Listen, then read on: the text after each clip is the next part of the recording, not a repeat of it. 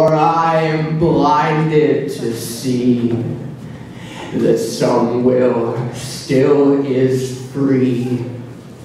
And he'd bleed. You sure don't know much about mercy.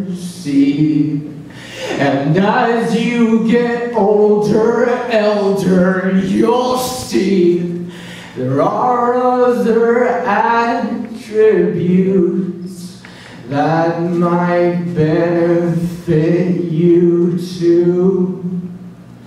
Oh, it haunts me to think that that would be my blessing.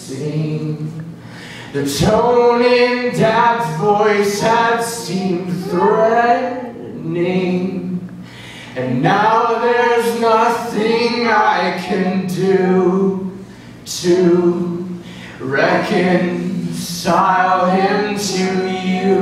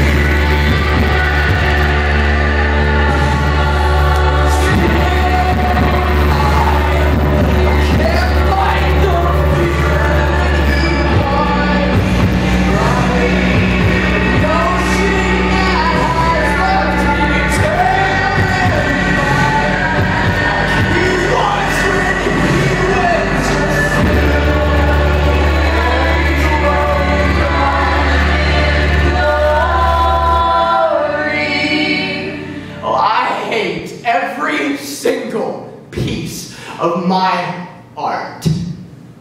I am not passionate about anything, but I know that you are. That's why I flock to you. I wonder how you keep your fingers moving. I wonder how panic and age haven't managed to stand in the way of keeping your writing from improving.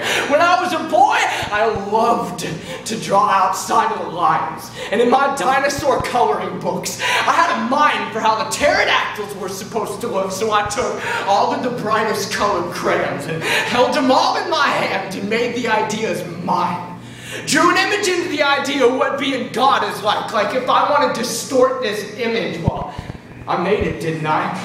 I created it, didn't I? I turned a blind, ignorant eye as a child to signs you can't miss when you're older. Well, I betrayed faith to logic and age, and even though you can't look past these walls, you can still turn a cold shoulder. Well, the truth will set you free.